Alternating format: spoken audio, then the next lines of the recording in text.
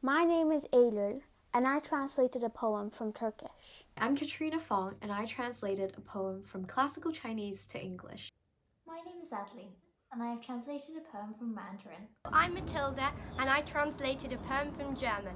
I really like this poem because it gives an insight into what Istanbul, a city most typically viewed from the ground, looks like from the perspective of a seagull. I chose to translate this poem because I thought it very accurately depicted what people valued at the time through the poet's musings about how much he loves lotuses. I found that the most interesting part of the poem was where the narrator attempts to pick a star from the sky, yet cannot, as it is so far away.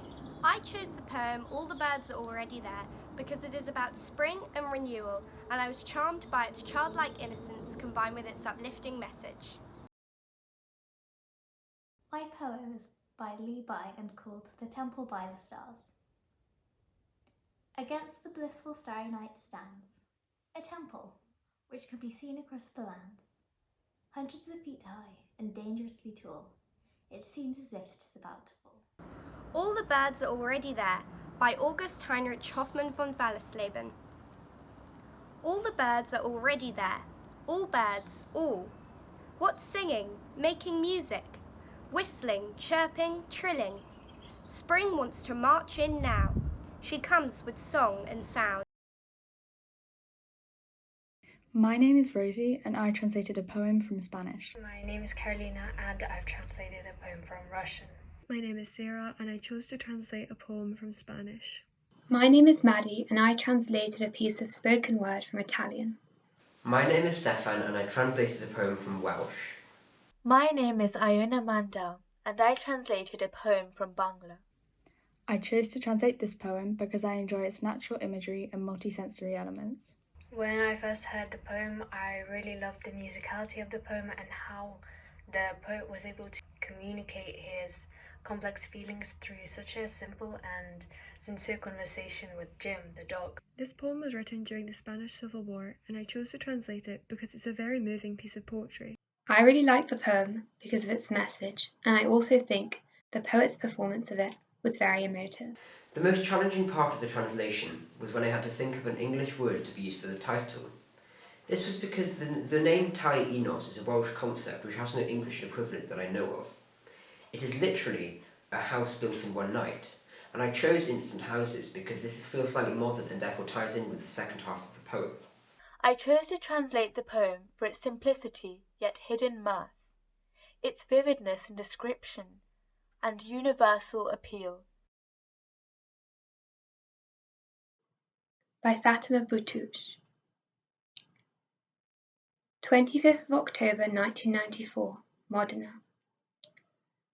My mother is in labour. She is having contractions. There is no one with her to hold her hand, no one to translate for her the concepts of a language that feels strange, that doesn't resemble any idea of family, and never has. Tai Enos by Iwan Llwyd. Instant houses.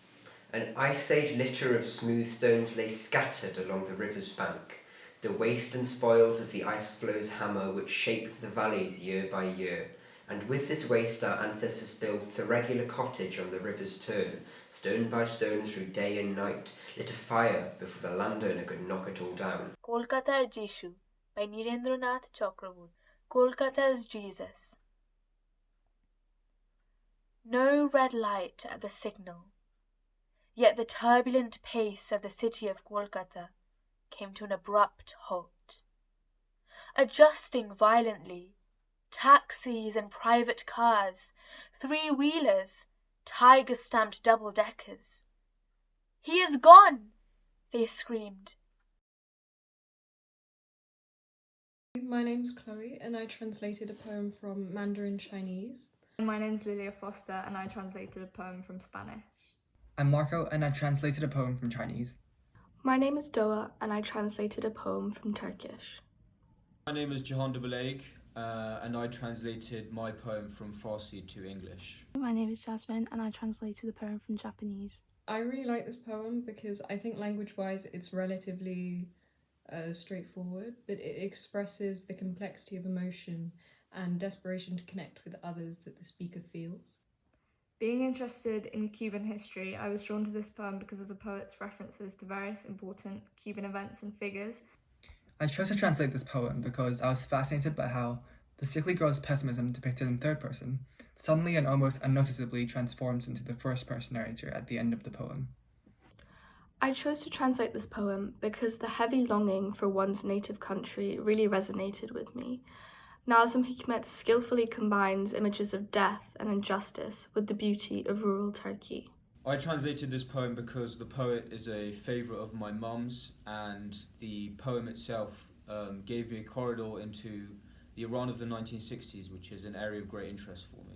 I chose this poem because I think it's important. I think what we've noticed in recent years is to appreciate the unsung heroes in everyday life. And I think this is what the poet gets across. Last Will by Nazım Hikmet. Comrades, if I am not fated to see that day, I mean, if I should die before our liberation, take me and bury me in a village cemetery in Anadolu. Let the farmhand Osman, ordered shot by Master Hassan, lie next to me on one side, and the martyr Aisha, who bore a child to the land near the rye field and died within 40 days, lie on the other. Imaz Porgohar by Furuh Farrokhzad. I am victorious. I have now been made official. I have ornamented myself with a name and a card of identity, and my existence has been ratified with a number. So all hail the number 678, issued from Sector 5, Tehran. They are unbeaten by the rain, by Kenji Miyazawa. They are unbeaten by the rain, triumphant against the wind, superior to the snow of winter and heat of summer. They are strong of body, rid of selfishness, unyielding to bouts of anger, with silent smiles always etched on their faces.